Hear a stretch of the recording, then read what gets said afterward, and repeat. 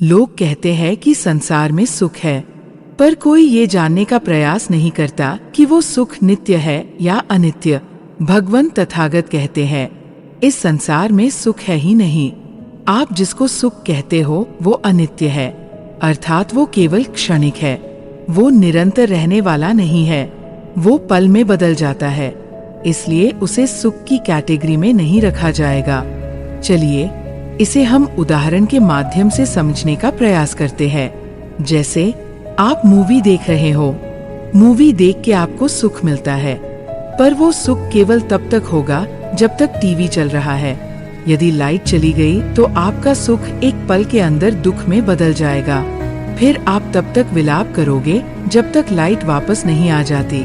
अर्थात आपका इस जीवन का सुख दूसरी चीजों पर निर्भर करता है। इसलिए तथागत कहते हैं कि सुखद वेदना के लिए आप दूसरी चीजों पर निर्भर हो।